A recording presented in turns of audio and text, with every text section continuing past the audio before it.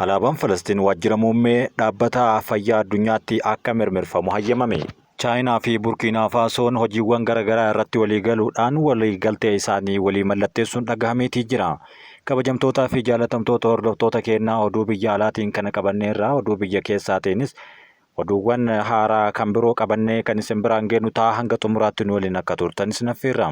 Dhimmi hojjettoota Itoophiyaa umrii manguddoo tokko kan lakkoofsiseera jechuudhaan dhiheenya kana waa'ee lagannaa hojii ilaalchisuudhaan gaaffiiwwan garaagaraa fi deebiin kennamaatii jiru. Gaaffiiwwan kun ammallee bifa isaanii jijjiiratanii itti fufaniiru jechuun xiinxaltoonnii fi namoonni siyaasaa tokko tokko kaasaa jiru.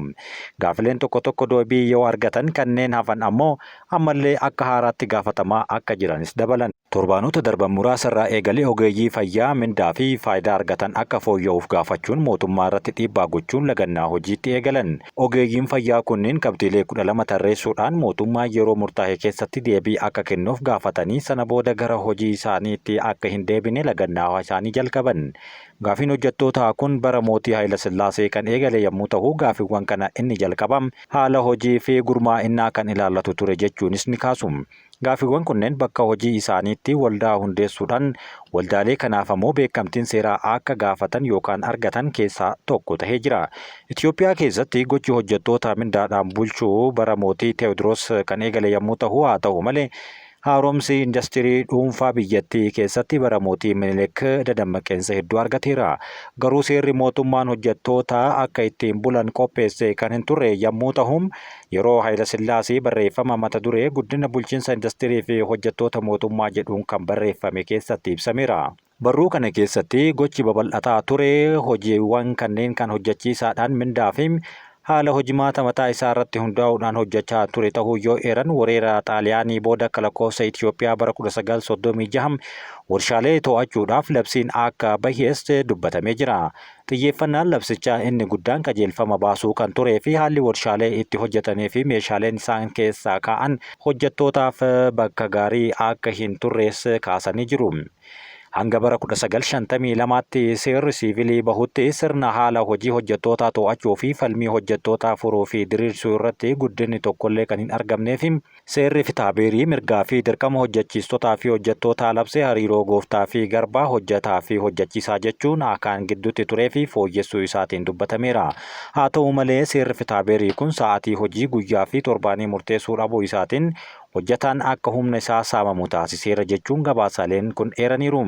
Hojjettoonni waldaa ogummaa ijaaruu akka danda'an kan ta'e yommuu ta'u sochii waldichaa qajeelfama kan hin qabnee fi barruu qorannoo mata duree isaa The Formative Period of the Ethiopian Labour Movement kan jedhu kan bara 1962 hanga 74 gidduutti taasifame keessatti dhimmoonni hojjetaa tokko tokko heera mootummaa bara 1948 fooyya'ee fi seera fitaabeerii keessatti hammatamus hariiroo hojjettootaa fi xiyyeeffannoon barbaachisaan ta'e akka hin kennamne hafee jira.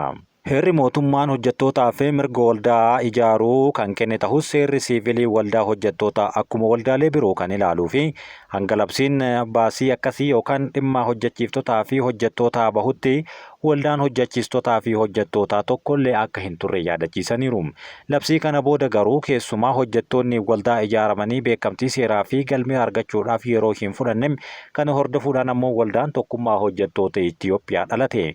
Seerri kun hojjettootaaf mirga waldaa hojjettootaa ijaaruu qofa osoo hin taane hooggantoota waldaa hojjettootaaf humna walxaxaa yookaan kan isaan wal hin gitne ittiin mogga'uu danda'a jechuunis rakkoo guddaa uumee turuun isaa waan yaadatamudha. Hojjettoota kollettaa adii kanneen barnoota gita hojjetaa caalaa akka oolamanitti ilaalamuudhaan kanneen gurmaa'uu keessatti dammaqinaan akka hin hirmaanne tahanis ni jiru. Waldaaleen hojjettoota dhibbaan lakkaa'amanii fi miseensota 100,000 dafee walitti fidee waldicha gaafii hojjettoota mootummaaf dhiheessuun waggootallee osoo ittiin fudhatin hafeera. Erga waldichi hundeeffamee waggoota 10 darban keessatti gaafii jabaas yookaan akeekkachiisa dhumaa hojjettootaan wal qabate tokkollee kan hin kenninee fi tarkaanfii mootummaan hojjettootaa fi waldaalee hojjettootaa irratti fudhachaa ture ammoo mormaa tureera. Qorannoo kana keessatti duula hojii dhaabuu waldaalee hojjettootaa warshaalee keessa jiranii dhiheessuuf deeggarsa kennuu kan diduu isaanii yoo eeran qorannoon barreeffame kun waldichi kun ammoo gaaffilee ciccimoo kan kaasee gara dhuma bara mootummaa Haayila Sillaaseeti. Akka lakkoofsa Itoophiyaatti bara 1966 gaaffilee jajjaboo 17 ilmi muummicha ministeeraa Indaalkaachoo Makkonnaniif dhihaateetii ture.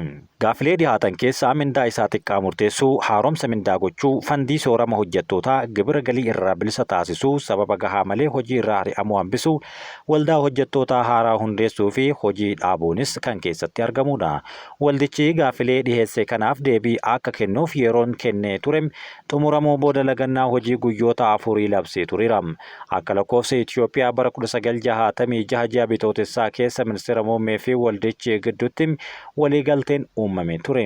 Gaaffilee dhihaatan yeroo akkasitti paarlamaadhaaf dhihaatu, yeroo akkasitti ammoo koreen ilaalamu waadaa jechuudhaan alatti kan furmaata hin argatin jechuun seenaan of duuba deebi'ee yaadachiiseera. Gaaffileen 17 sun jireenya hojjettootaa fooyyessuudhaaf bu'aa buusan caalaa jijjiiramni mootummaa akka dhufu gumaacha godhaniiru jechuunis qorannoon kun kaaheera. Haaluma kanaan warraaqsa waggoota 50 dura dhooheen booda masaraa mootummaa kan qabate humni waraanaa gaaffii hojjettootaa akka tahutti kan hin ilaallee fi pirezidaantiin waldichaa duraanii Daawwee Ibraahim walumaa galatti mirgi waldaalee hojjettootaa hunda akka malee sarbamee ture jechuunis kaasaniiru. Sochii hojjettootaa keessatti bara dargii eebbii gaariin tokko argame bu'uura meeshaa waldaalee hojjettootaa mirkaneessuu qofa ture. Hoogganaan paartii warraaqsa uummata Itoophiyaa duraanii obbo Kifluu Taaddasaa bara dargii kana keessatti ammoo gaaffilee hojjettootaaf ka'anii turan deebiin dhiyaatu kan meeshaa waraanaatiin dabalame ta'a malee kan gaaffiin isaa gaaffiin hiikamu osoo hin taane hafeera. Yaadannuma kanaan sababa yaalii hojii dhaabuu bara 1967 taasifameen namoonni 100 ol ta'an ajjeefamanii 1600 kan ta'an ammoo to'annoo seeraa jala ooluun seenama yeroo dhiyooti. Waggoottan 40 boodas hojjettoonni Itoophiyaa gaaffilee waggoota 60 dura gaafatanii deebii kan hin arganne yommuu ta'u, Konfedereeshinii Waldaalee Hojjettoota Itoophiyaa ammallee hammi mindaa inni xiqqaa akka murtaa'u gaafachaatiin jira. Haala siyaasaa fi dinagdee biyyattii irratti fooyya'insi guddaan dhufus gaaffiin hojjettootaa ammallee bakkuma durii kan jiruu fi pirezidaantiin Konfedereeshinii obbo Kaasahuun Fooloo waldaalee hojjettootaa gurmeessuudhaan qormaata guddaa jechuunis kaaheera. Obbo Kaasahuun Fooloo osoo gurmeessine guyyaa tokko booda ni diigama. Hooggantoonni ni ari'amuu, hojiitti deebi'uu isaatiif yookaan mana murtiitti dhaabanna jechuunis roorroon akka hamaa nurra jira jechuun dubbateera.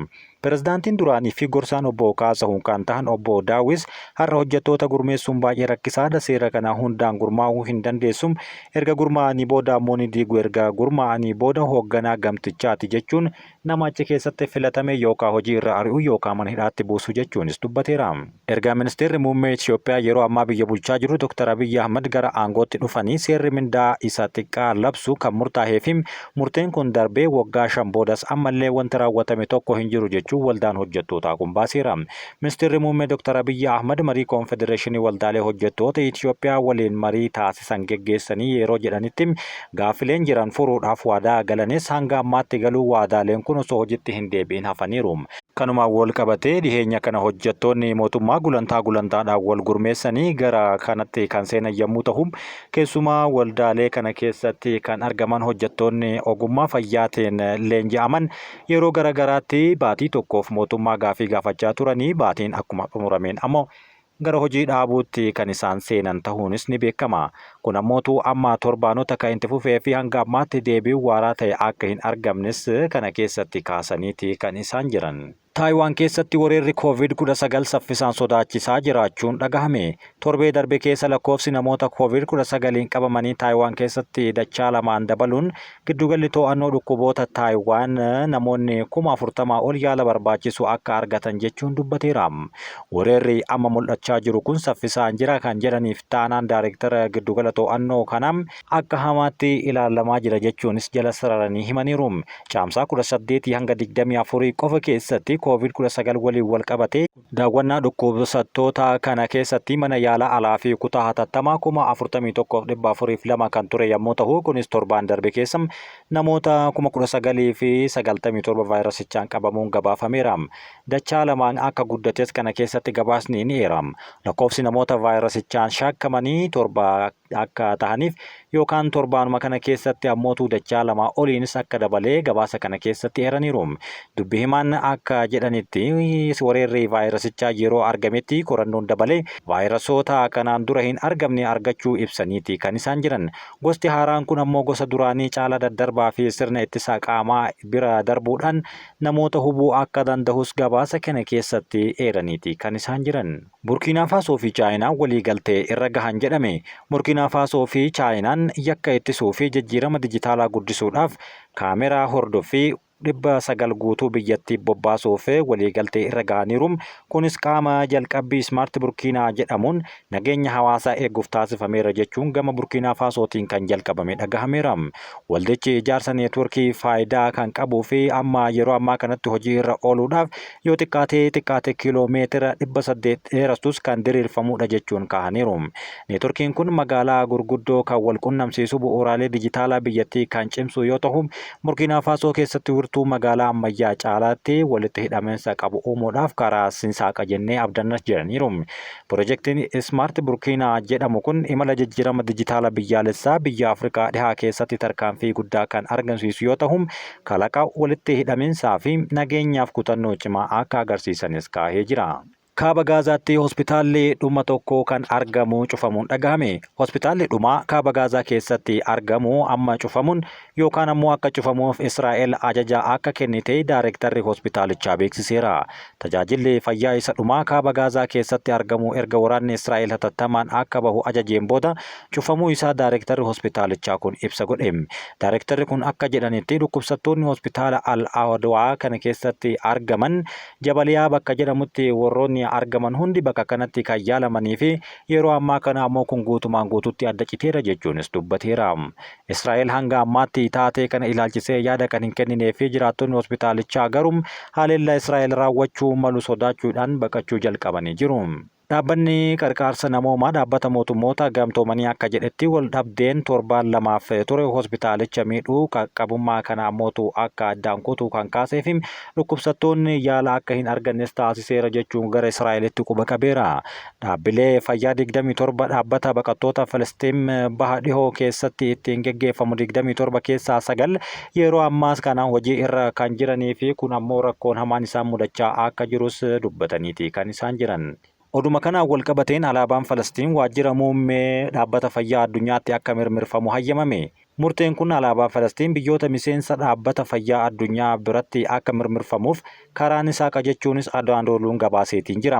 Akka gabaasa Anaadoolutti murteen kun sagalee deeggarsaa 95 fi sagalee kan hin kennine 27 irra ga'ee alaabaa biyyoota kanaa yookaan kanneen taajjabdootaa fi miseensota ta'an biratti akka inni fannifamus abdii ni qabna jechuun dubbataniiru.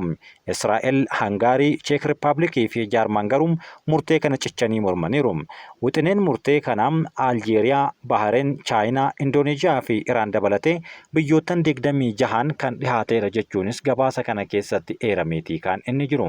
Kabajamtootaa fi jaalatamtoota hordoftoota qaroo miidiyaa oduu fi odeeffannoowwan keenya kan guyyaa har'aa biyya keessaa fi biyya alaatiif isinii qabanne kan hanga ammaatti dhageeffattanidha. Hanga xumuraatti waan waliin turtaniif galatooma.